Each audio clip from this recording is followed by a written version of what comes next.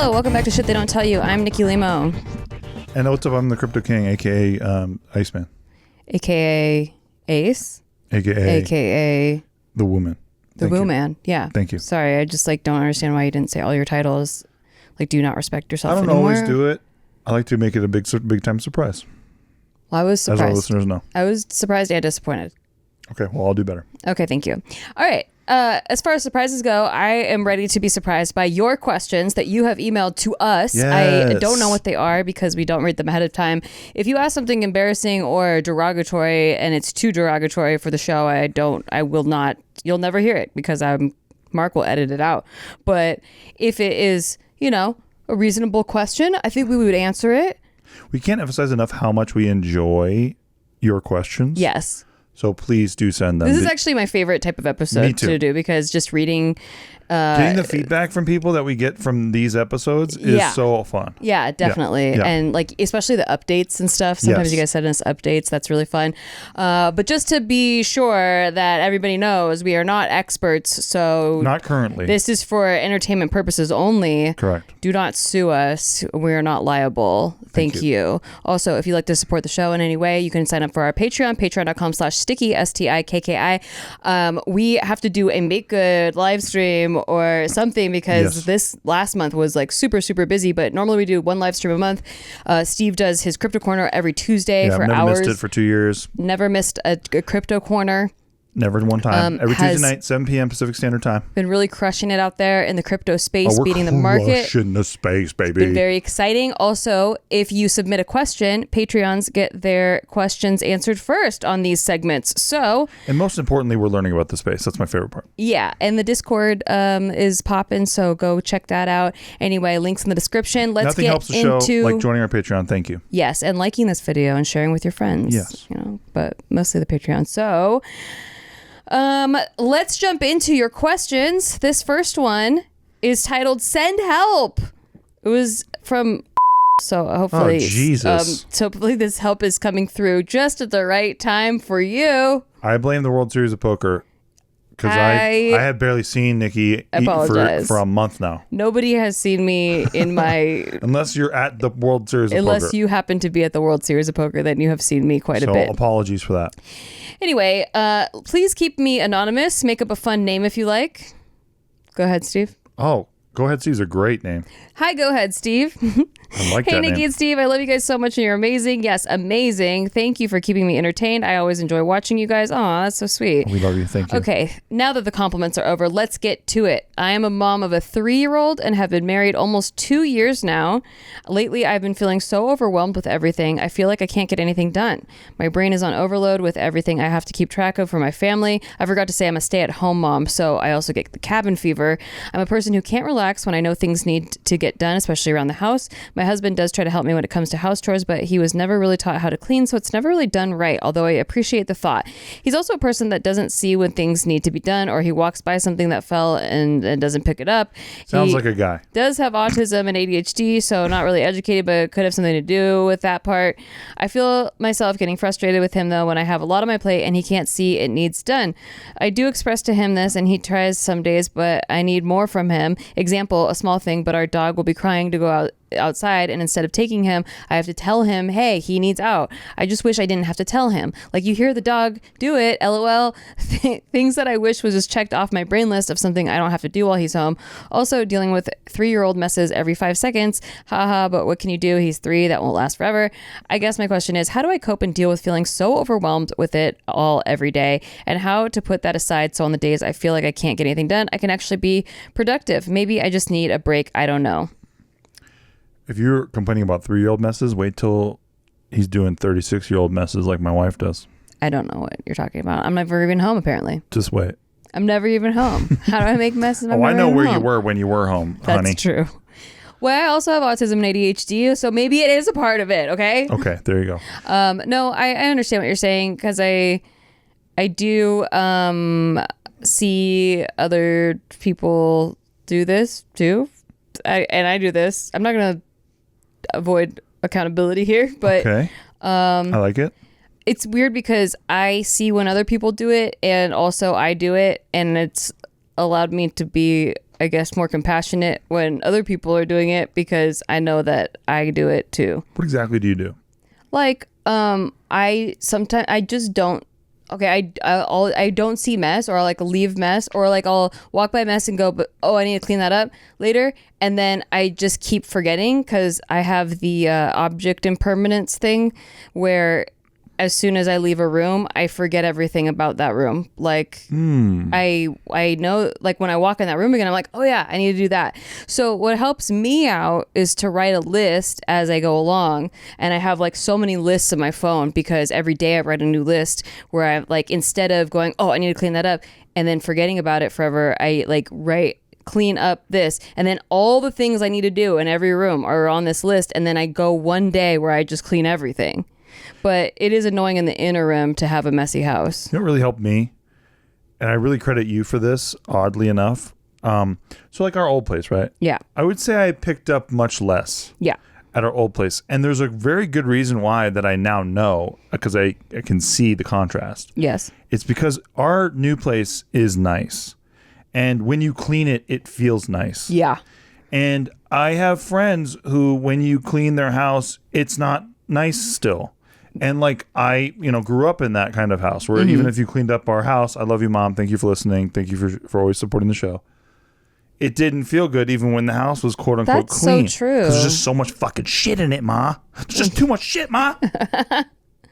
So that's the thing. And so I think that, whatever kind of system can be produced to maybe make it feel good when you do clean up. Yeah. I think we'll actually incentivize him to want to keep the place cleaner because that's what happened to me. Yeah. Same with organization. I was never an organized person. Just no one taught me how to organize or clean. But also like when we would clean our room, it was just what you said, like where it didn't like look nice. It wasn't satisfying. It wasn't satisfying. Exactly. So it's like, well, it's if I'm not hours of work. Yeah. There's no satisfaction. There's no payoff. There's no reward. It's like edging. Yes. Thank it's you. like edging. It's like edging. Well, what I realized, because later when Pinterest became available to look at, and I was like, what's the difference? Why is their room really nice when they clean it? And what is different about my room when I clean it? And it was almost like a spot the difference type of thing. And I realized that I was raised where it was a very efficient, budget friendly way of organizing things, of like putting things in shoe boxes and like random plastic bins, and like everything's mismatched, right? Like nothing's cohesive. It doesn't look pretty. So you like, it's organized, but it doesn't look pretty. So I don't have any incentive to organize things because at the end there was no satisfaction, like you said. And then with the Pinterest, I saw all kinds of tips and tricks of making things look so almost gamified. You really did. I gamified organizing, and I love games and I'm competitive. Yep. And when at the end of a game, you feel like you won. And it's the same feeling of feeling like I won when I found a way to make everything look good and be efficient and organized. And you suck the fun out of it because you're too competitive. No, I'm kidding. Nah, not with organizing. Who am I competing with? No, exactly. No, Yeah. but that's the beauty of it. So I don't like, so for you, right? So like, I don't know that you're necessarily in a place where like it's okay. We could like fucking like you're like, hey, how do I get my husband to just help out more? Yeah. I'm just trying to give you maybe more of what maybe his thoughts are, and I don't know. But that really helped me a lot. Well, knowing where things go too. Knowing where things go. That's a big one. I do think that we went through something similar where, yes, I contributed to this mess, but also I have no time to like do all of it. I can't do the kitty litter and the like vacuuming and the laundry and so delegating it was something I had to learn. But also I had the same problem as this person has talked about, which is I feel like even after delegating, it still wouldn't get done your way, yeah. Or wouldn't just get done at all. Like you would say, I'm going to clean the dishes, but then 3 days later, dishes still aren't clean. And you're like, well, I'm going to do it today. And it's like, well, I wanted it done 3 days ago, And so I was going to do it that day though. Right. But like you have the same kind of object impermanence, I feel like, because you go to your office. I definitely do. And then it's like you forget about the world and everything else in the house. I used to. Mm-hmm. I'd say I'm 1,000 times better at it now. Definitely. But we did go through this. We did go through this. Yeah. But that's what I'm saying. I think that psychology of seeing where everything goes and the satisfaction of when everything goes there, yeah. it feels so good. Like I'm a Sims character and all my bars are full. Mm-hmm. Like that's the benefit I get now from cleaning. Whereas before, my bars stayed yellow and like I'm still like in the middle of the kitchen going, oh, like a Sims character, you know? But now I feel very like it feels good. I wonder if for this person's situation, if like having a visible checklist for the guy. Okay, so like, first of all, I would talk to him, which it sounds like you already did, express like not only what you need for him, but why, like because you're getting overwhelmed, you can't physically do it all, and it's really like draining you mentally and emotionally, right? So like add the emotional aspect in there. I feel like that's what really helped you understand me, that it wasn't just like the stakes. Yeah, it's like it really just affects my emotional well-being when I can't do everything, and I feel like it's all on me to do it. You can't. Well, and messes really fuck with your head. Yeah, and I didn't know that. Yeah. I heard it, but I didn't understand it. Clutter. I didn't understand it. Yeah. Because I'm like, well, then why are you so cluttery, bitch? I know. That is the most frustrating thing about me. Yeah. Is that, the ADHD and spectrum thing are like conflicting in this regard, where the ADHD makes me go from thing to thing to thing and creates messes everywhere. Oh, I see it. Yeah. And then like the autism part gets like over sensory overload and overstimulation. I literally can't focus. Like my brain just ceases to function because there's too much mess, and there's like I'm processing too much information visually because of the mess, and so I spin out and just cry and melt into the floor. Exactly. And so, I can now confirm that happens. Yeah. Yes. So anyway, back to you. Talk to him, obviously express your... how it affects you emotionally. Yeah, exactly. And how... My sister actually tried that with her husband. Yeah. And that worked. Okay, good. Like explain and he's to very him, similar to that. He's very similar to that. And explain to him like how it affects her. Because that was the advice that I gave her a couple years ago when I was like learning about this shit. I was like, just letting him know that it's not just you being a naggy ass bitch, because you are that, but letting him know what it does to you, because he loves you, right? And so he wants to do better for you. And if you let him know that it affects you that way, that's kind of it was a breakthrough for me. Yeah. And also I think a visual checklist of like, don't get too nuts, because I have a neighbor, we'll call him Ryan. And if you're at his house, there's like little notes like, don't use this sponge, Ryan, use the blue sponge. There's a note in the middle of the kitchen for that. And I'm like, dude, if you did that shit to me, might as well put diapers on me and wipe me every night. That's how I feel. Well, I mean, in the person leaving the notes defense, our neighbor does have extreme ADHD, and I think that it's a little different of a scenario, so I'm not going to judge there. But sure. I think there you can play around to find what works for you, because like if that makes him feel bad, then obviously don't do it. But like for some people, it's very helpful to like, okay, I understand what I need to do and why I need to do it, but now it's just about like what can help me most efficiently do it so that I don't forget when I leave the room, Yeah, exactly. Well, having a visual checklist where I visually can see what I've done. Exactly. It really helps. I don't know. And by the way, no offense to people who wear adult diapers. I have a very dear friend named Anthony Lee. He wears adult diapers and he swears by it. Yeah. So I don't want. And then as far as the being overwhelmed goes, just remember to give yourself breaks, and it's not selfish to like give yourself breaks and, breathe, do some breath work in the morning and the nighttime. That's really actually helped me out a lot. Because I feel like right now I have been burning the candle at both ends. I am definitely spread the thinnest that I've been in a very long time. Yes, you are. And yet I feel more balanced than I ever have when I've been in this stressful of situations before. And I think a lot of it is reminding myself that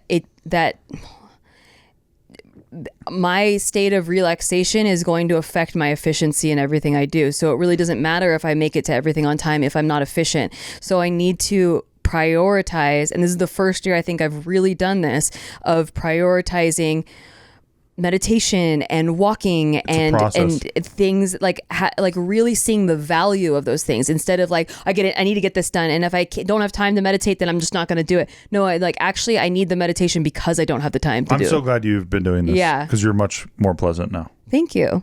Yeah, for real. I've never been more busy, I think, ever in my life. No. And yeah, this has very much helped reversing the priorities of self-care needing to be first. Not just like, oh, wouldn't that be nice? But like, no, you'll actually be a way more efficient person and more just mentally healthy and well. Amen. If you're able to carve out that time. It's very, very, very important. If you do nothing else, carve out 5 minutes a day for breath work or meditation or something where you get to know that you get those 5 minutes and those are your 5 minutes. Lock your kids in the bathroom. They'll be fine. All right. So I hope that helps, but yeah, it's easier said than done, obviously. Well, we appreciate the question. Please let us know how it's going. Habits take time. Don't expect everything to change overnight, but incorporating little incremental habits over time, you should start to see a big change in the way your life runs. And being forthcoming with your feelings is really good for you. It'll be cathartic for you. And also, when you say shit like, my husband doesn't do it right, show him how to do it right. Yeah. Please show him how to do it right. All aspects. Let's go. Hey, what does that mean? I'm just saying, like, sometimes they need to be shown and then they get it. And then they get it for 10 years. Oh, yeah. And earlier when I talked about edging, I was talking about gardening. Thank you. Okay. All right. This next one is, speaking of that, it's titled, Help Me Get Our Groove Back. Okay. Sounds juicy. Hey, Nikki and Steve. First off, I love your guys' podcast. It's the only thing that gets me through work, LOL. I've been following you guys since JK Party, and I've been a huge supporter ever since. Oh, we really appreciate that. Thank you. So much. Thank you. We live off of these compliments. We do. We get them. We don't get them from our parents. I've been hesitant to write in, but I need your help. My partner and I have been together for 6 years. We met in our early 20s and things were great. Not saying they aren't great now, but I feel like we've run into a little bump in the road. Recently, my partner and I haven't been prioritizing our relationship because we've both been too consumed by our careers and just everyday life itself. We don't go out together as much anymore, and the physical part of our relationship has died down quite a bit. We did not have this problem at the beginning of our relationship, but now I feel like it's a huge elephant in the room that we both don't address. We still love each other very much and show it. Huh. That Weird. Sounds familiar. So we've been talking about this. We just talked about this on the last 2 episodes ago. Yeah, a couple episodes ago. Yeah, before the alien one. Yes. Look, sometimes, honestly, you're just a busy human being. And sometimes it's both at the same time. Yeah, and that's okay. But there are moments that you have to maintain. Yeah. I would say... And also, there's a finish line. Like for us, we know what the finish line is. When this World Series is over, yes, we're Gucci. Yes. And I'm looking forward to it. Me too. And I hope she is too. I am very much in this year appreciating every moment, as busy as it is. Just, being super thankful for the time that I am spending in that moment. So during the series, it's very, very busy and I haven't gotten to see Steve as much. This is like probably the first time in the 10 years we've been together that we've missed date nights, that we've, that like, I think this is the least amount of sex that we've ever had. Easily. But I've never felt so secure in a relationship where we're so good at communicating that like, I don't doubt that at the end of the series we're not gonna have a bunch of date nights. Like we're I can't wait. We're going to, and we're also both weirdly the same way too, though. We are. Where we're like, okay, we want date nights because we look forward to them so much, but we gotta fucking earn them. Yeah. You know what I mean? We gotta put the work in and earn them. Like if we were both on date night because we said we would, but like the back of our minds are like focused on all the things that we're putting aside to be there on the date night. It's not an efficient date night. It's not the same. We can't relax, can't enjoy it. It's neurotic. Yeah, exactly. So, even though, and we're learning and growing at the same time where, before in the past, I think we've said these are non-negotiables. Like we have to have a date night every week. We want to be as honest with you guys as we ever have been. Yeah. So it's not about, like it's so important, I think, to like, you can only do the, like, we have the perfect relationship. Like, it is the perfect relationship for me because of that, we communicate so well. Mm-hmm. Like because we meet each other's needs so well. And dude, honestly, yeah, if I don't fuck this bitch like within 5 days, I'll probably lose my mind. That's true. I definitely need it for Run Good too. So like, I think so. Yeah, that's dude, when just you like, won the night before, yeah, gave it to you pretty good. Exactly. So I'm looking forward to that. That's going to happen soon. But I also, in your email, the difference I found was that you're saying that it's an elephant in the room that neither of you are talking about. Definitely talk about it. Oh yeah, we talk about it all the time. Definitely talk we about talk it. about it all the time. Yeah, it's really important to talk about it. And especially if you both love each other and show it. Oh, y'all, no problem. Yeah. Like you guys will understand each other. But come to something that makes you both excited, an agreement that makes you both excited, where it's like, hey, there's the deadline, like, hey, maybe in a few weeks, like let's plan a day that we get to go do something fun, just us, like no phones, no social media, no like work, no nothing, just you and me on a date, getting to have a good time like we were in the beginning of our relationship. And I think that there's like an ebb and flow to like really to all things in your life, and sometimes you have an ebb and flow with your relationship, but as long as you're communicating with each other and you're both looking forward to the same things, nothing's gone, like nothing's died down. It's just an ebb. It really is. Just an ebb. And it's so awesome to, in a weird way, because I'm a productive person when it comes to challenges. Like, it's awesome to go through this with you because I can see where we're at with it and like how we're already tackling it. But like, yeah, same. And like, there's moments where earlier, even today, oh yeah, like there's a lot of moments. Steve like changed the coolant from my car, like he added Freon or whatever. I don't know anything about cars, so I just really don't trust either of us with cars. And I'm like, take it into the shop, I don't know, fix the AC. And he did it himself. And after doing a lot of research, because before he's tried to fix things without doing the research first, and it flooded the laundry room. So, there was that. But he's gotten better at like doing research first on things. And I thought that was really attractive, and I couldn't resist making out with him. So and grabbing my areas. Yes. And that was pretty. And like that. She grabbed my butt and she put her fingers in my butt. He likes that. I love it. I do the things he likes because he does the things I like. And that's communication, everyone. But I mean, Mom, that's just a song.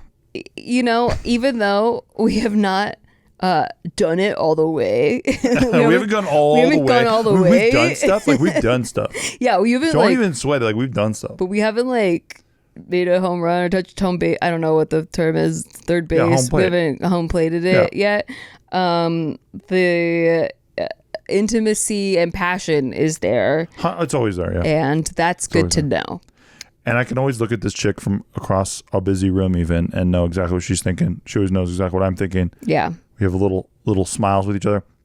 I don't know, dude. Our second hand is like nothing else. Yeah, it really is. But I think that grew over time from things like this where you communicate immediately. Dude, calling out the thing is so good. So good. It's so good. And we're both very good at that. Like, that's kind of what we do for a living too. But calling out the thing and like trying to keep it at the tip of your tongue so that it is something that's being addressed. Yeah. I mean, we had a thing, was it yesterday even, like where I was feeling really emotional every time I saw Steve, and like I was avoiding him, and I didn't like that because I missed him the entire time he was gone in LA for the weekend, and I missed him like truly, just like for the boys. Like was just like thinking I couldn't wait for him to come back. And then when he came back, I like got all like avoidant, and like every time I saw him I was getting like emotional, and I put together what it was, which I don't really want to talk about here. It was just like an internal thing with me and things going on and things from childhood basically that were like I hadn't realized that he was triggering just by being around and being someone that I care about so much that I like love and respect, that it was good to like address the feelings instead of avoiding it. Like as soon as I figured it out, where I made the connection, like, oh my God, this is why I've been avoiding him, and then airing it out, letting him know, like, hey, this wasn't you. Yeah, she came up to me in the kitchen, she threw her arms around me, and she was like, hey, I think I've been acting weird to you. And I'll be completely honest, folks. I didn't even notice. Oh, really? I didn't even notice. I was like, damn, I'm acting so weird. Like, I did not notice. okay. I didn't think it had anything to do with me. Yeah. Because it didn't.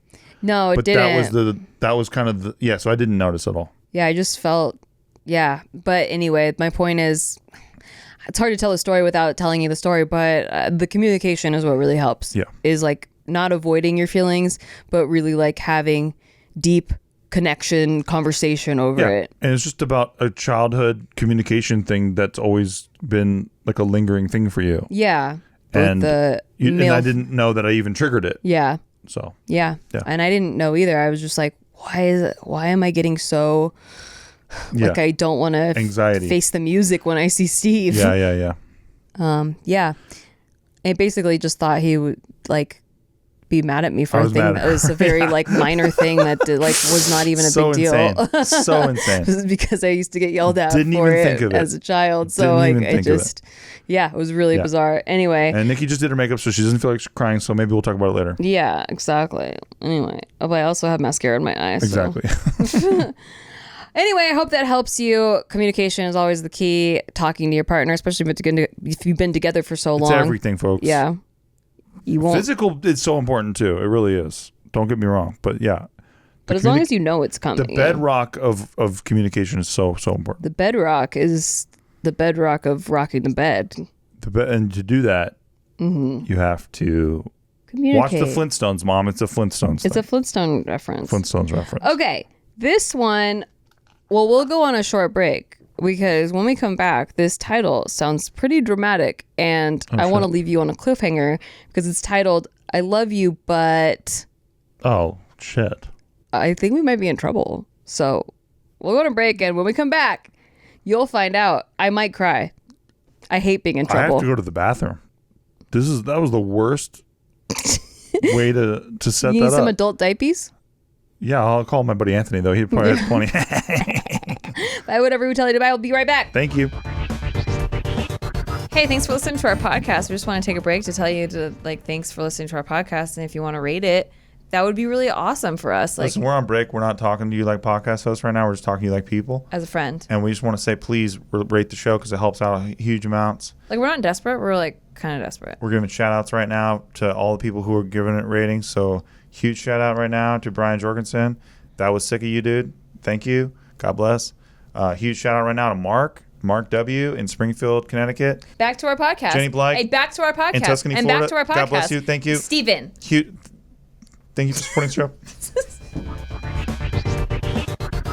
All right. This one is titled Love You, but all caps. Oh, no. Hola, Nikki and Steve, a.k.a. Icebreaker and Iceman. First and foremost, love the podcast and the vibe. Hell yeah, let's fucking go. Thank you. Your marriage goals, and I'm applying some things I've learned to my own marriage. My husband and I have been together for 11 years and married for 5 years. Anywho, I don't have a question. Well, I guess it kind of is. I say this with the most respect and love, but can you please stop whispering / lowering your voice in the mic?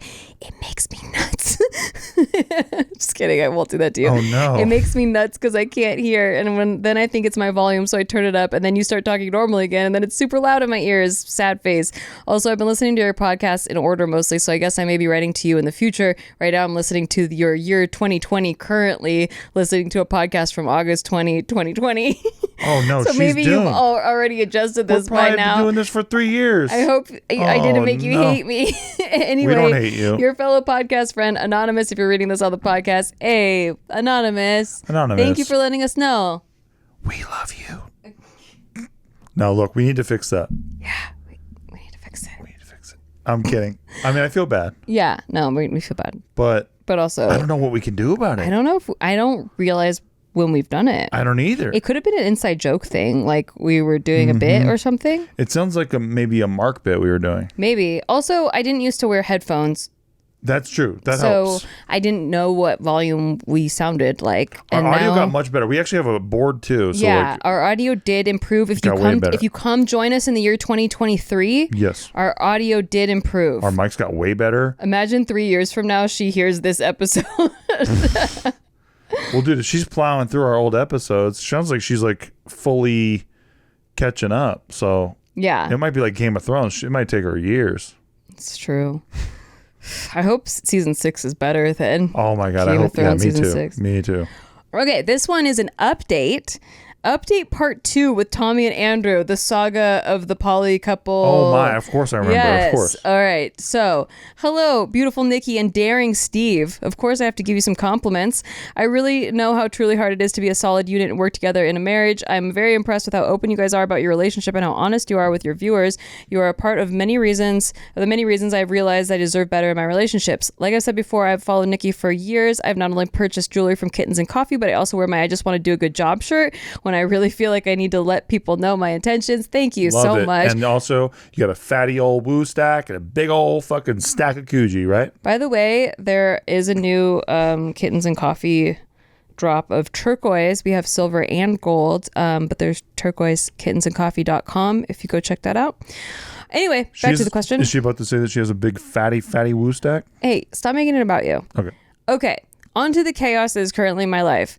Since my last update, my husband, Tommy, quote unquote, because it's not like his real name, but that's what we've been calling him, has tried everything to make things work between us. He has been doing more chores around the house, surprising me with little gifts like stuffed animals, favorite snacks, etc., and giving me more compliments and checking in. He has also been searching for a new job to make more and contribute to the house. A little background. I currently pay for our entire mortgage on my own, as well as groceries for my roommates, his best friend from childhood, and his wife. That's the roommates. I remember this. And my husband and I, our roommates, only pay a few $100 a month for rent because they got charged a lot in taxes this year, and when I asked to increase it, they made me feel bad about it. My husband pays the utilities in the house, which is only $300 to $400 a month, and there are some months where he asks for my help to pay them. So back to the story. Sorry. I've been talking to my therapist about this, and she asked me that if he does start to make more and contribute to the house, would I then feel like we are good/complete/strong? I thought about it for less than 10 seconds before saying no. I love Tommy, quote unquote, but I'm not in love with him anymore. Well, that's very honest of you to address that. Well done. Something in me went off, and ever since then, I've been looking at apartments closer to my boyfriend, Andrew, quote unquote. It's not his real name, but Andrew in the story. It didn't start with me purposely looking for places near him, but he happens to live closer to the areas that are better priced. I found this gorgeous 1-bedroom that has an in-unit washer and dryer, a gym, and a pool included, and decided that it was time to tell Tommy. Also, during this time, I've been very adamant about doing this myself, even though Andrew has told me multiple times that he will help me financially pay for it. I told Tommy that because of my borderline personality disorder, I need to be more independent and move forward with myself. It doesn't have to be a permanent goodbye, but I need to figure out what I really need in this life. I told him about he bought it. Told him about the apartment, and he of course got really anxious, upset, and sad. He then took a full day not talking to me before we were heading home, and I was trying to create a mental plan on how to tell our roommates. Then he started talking like he always does, and he found a way to convince me to give him another chance. This is the third in about 9 months. I told him that this is the last time. Part of me thinks that this is just buying more time for the inevitable. Yes. You're killing the animal slowly. Part of me thinks that I'm more monogamous than I thought, and I'm struggling with that. All I know is that I have a fairly unique perspective than most polyamorous people. I did go out with my husband last week and gave it a real effort, and it was honestly nice. We went to a restaurant that we used to always go to, a movie, and got ice cream. Afterwards, we came home and we were intimate for the first time in 3 months. It was nice, but I still feel like the outcome will be the same regardless. All of our mutual friends from the last 10 years of our relationship had already started picking sides. Most have clearly stated I'm the bad guy, so I've already been mourning and mentally trying to move forward. Part of me is wondering if I'm making the right decisions, but BPD makes me question everything in my life. I keep trying to think of ways to work on my confidence and mental health. Is there anything that you want to suggest to boost my mood, or feedback or outside perspectives that you want to share? Sorry this was long. Thank you so much for your continued advice and care. / crazy and confused. Sometimes it's about you, bitch. Yeah. That's it. Yeah, you got to prioritize. You got to prioritize yourself. It's not selfish selfish. Your happiness. You feel bad. We know. Yeah. You feel bad. You can understand and you can feel compassion. Empathy. You can feel empathy, but you can't sacrifice your happiness for someone else's. And that's what you're doing because you feel guilty. You're hurting him too. Mm-hmm. And I know you already feel bad about that, so I don't mean to rub it in. But ultimately, you are just you're running out the clock on this thing. And fuck those friends that think that they're not inside your relationship. No. That's so fucked up. We've had friends that swear that you need to stay with whoever you're with no matter what, because relationships are hard, and that's just what we all have to do. And some of them are in really toxic relationships. Yes. They're just in really toxic relationships, and they shouldn't. Like it would be healthier if they dropped that mentality. And they dream about being with other people. And they even mention it. And they talk about it a lot. Yeah, and they make jokes because guess what? On sitcoms, that every couple jokes about it. Like we all daydream about being with other people, right? No, I don't. I don't. No, like I can't relate. Straight up, can't relate. I love my wife. I'm obsessed with this bitch. There are times that I've been invited on girl trips, and I feel like I could say this because I've been invited on a lot of different groups of girl trips. Yes. And a lot of times it's just a lot of bitching about the partners, and I have nothing to contribute other than like, hey, why exactly are you guys together? You know, like I don't really know how to help. And so I feel like sometimes they've been just venting sessions for look, I have heard as disguised as girl trips through the grapevine that friends of ours through the years have been like, oh well, they just say that, but it's not really, it's not that good because we saw them have an argument one time. And it's like, yeah, dude, we have arguments. We're pretty open about very open about arguments. It. We tell you guys what our arguments were even. And we tell you guys the intimate details of the argument. Saying that you have a healthy relationship does not mean you don't have arguments. Right. It means that you don't think you're on opposite teams when you have the argument. That's exactly it. You're wearing guys. the same fucking jersey. Yeah. You want your team wants to score for your team. You're not trying to score for yourself. Right. And just the fact that your friends are already choosing sides tells me that when you guys have an argument, you are enemies, and he goes to his camp and goes, here's what the enemy just did. Yep. And isn't she the worst? And isn't she trash? And I deserve better, or whatever it is. Picked me off in the end zone and ran it all the way back. And then the camp goes, you know what? We're on your team. And it's like, you guys are on teams, clear teams. Huge problem. Not on the same team. Why isn't your marriage the team? Why isn't your relationship the team? That is the team. Yeah. The outside forces are not the team. They're the fans. And guess what fans have to say about the team? A lot of stupid things usually. They don't really understand the inner workings of the team ever, right? But they get to complain because that's what fans get to do. They get to wear their jerseys and complain about the coach and complain about the field conditions and complain about the refs, and they don't have to play the game. And then when the coach gets fired, some of them go, oh, I really liked that coach or whatever, but or no, everyone goes, good, good, let's go. Yeah. And then same team, same problems, right? Same issues.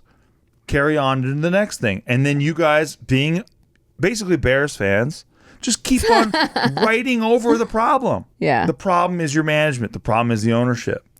Yep. Jesus. So I think the sooner you rip the Band-Aid off, the better. It's time. I know that you've been talked into continuing it.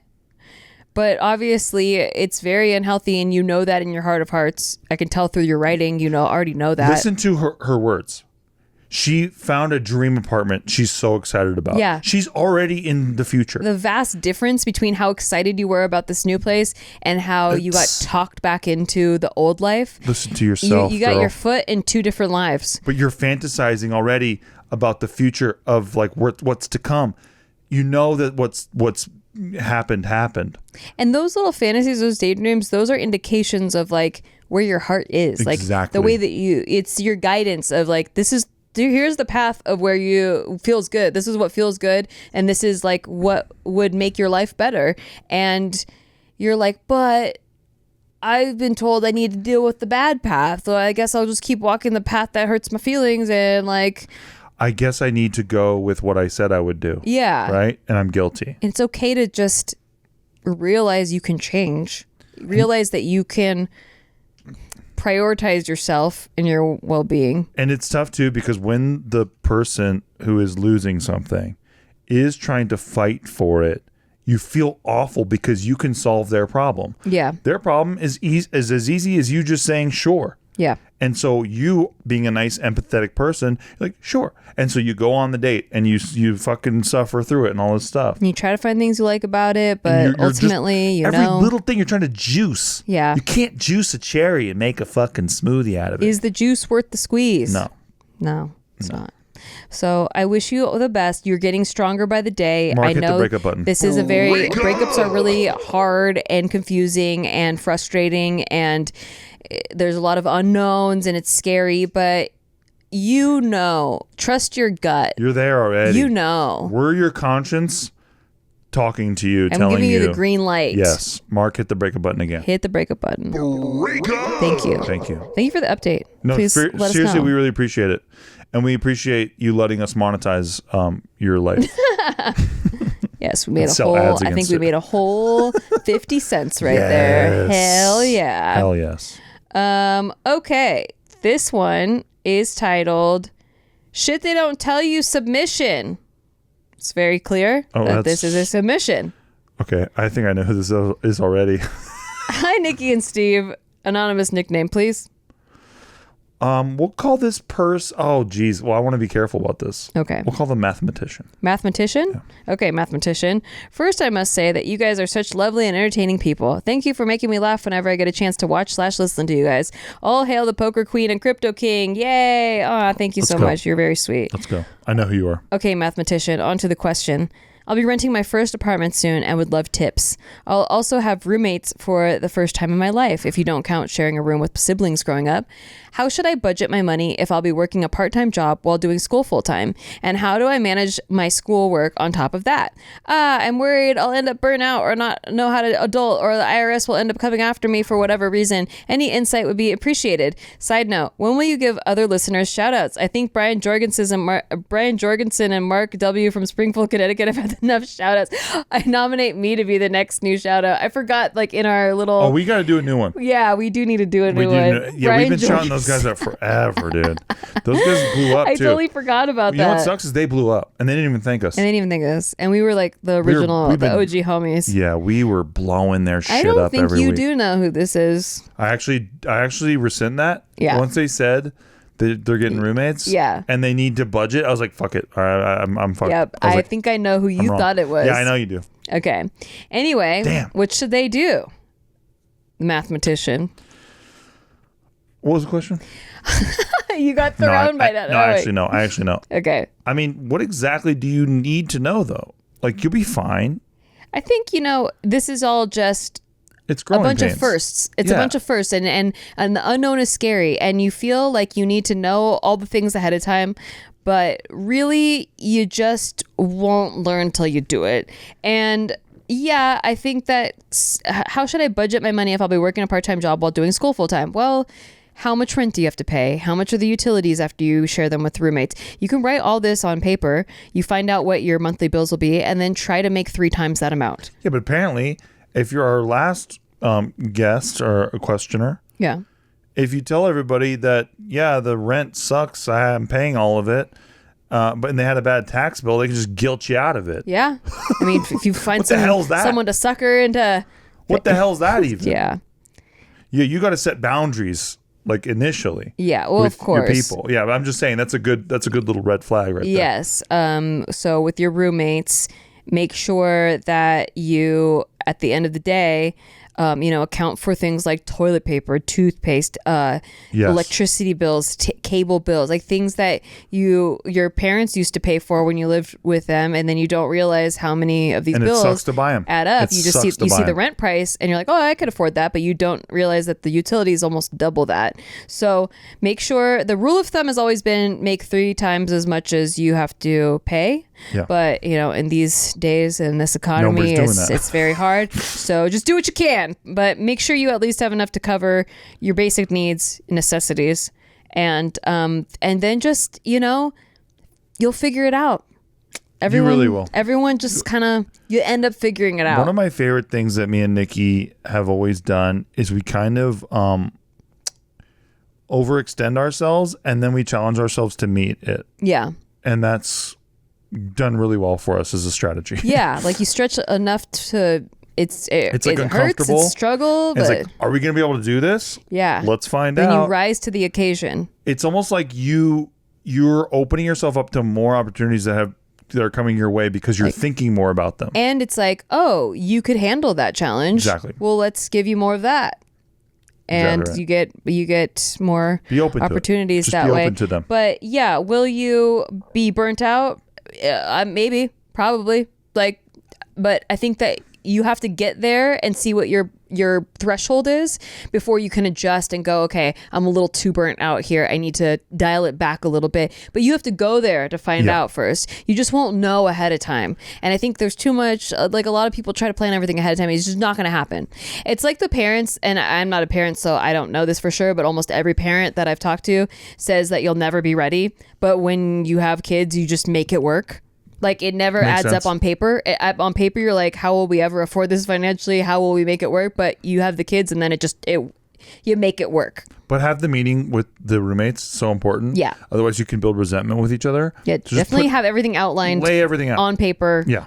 Sign an agreement if you need to. Because if it is like you're paying for toilet paper and then like you got your buddy and he takes like Taco Bell dumps every day and you're like, come on, bro. Yeah. We know what's going on. Yeah. You will start to resent them and then it becomes unpleasant. Also, I would make a strict rule that no one touches your food in the fridge.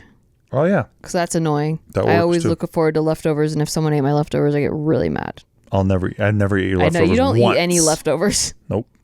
Because I'm not trash. All right, and shout out to Amanda Genders and Alan Stevenson. Alan Stevenson, let's freaking go, buddy. Yeah. Hey, Alan Stevenson, let's freaking go. Let's freaking go. Rooting for you guys. And Mark, little show note, let's do a new ad.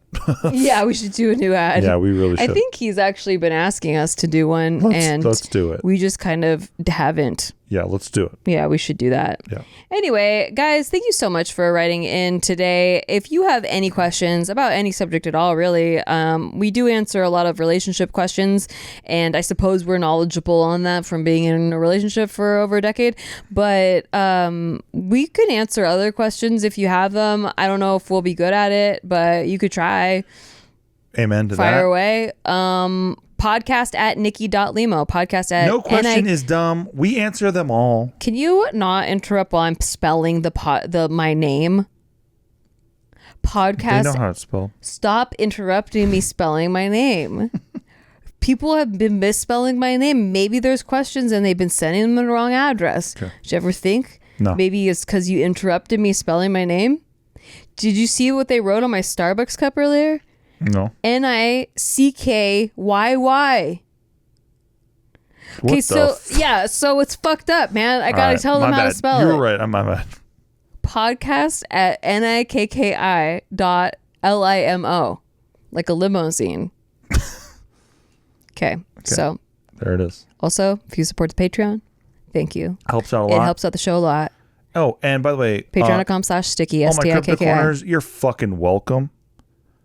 I've been carrying this ship a long way, dude, since Luna died. Can I get a what? Okay? What happened? Silicon Valley Bank dies. What do I say? We're fine. Guess what? We're fine. Guess what? We're fine. Guess what happens 2 weeks ago? Gary Gensler says, all these cryptos are securities. Everyone says we're fucked. Guess what I say? We're fine. Guess what happens? We're fine. Bitcoin's 31,000 right now. Who's been outperforming Bitcoin the whole fucking time? Up 105% since 6 months ago. You're welcome. We're going to do it again. I'll see you guys on Tuesday. Later. And I will see you next week. Bye. Bye-bye.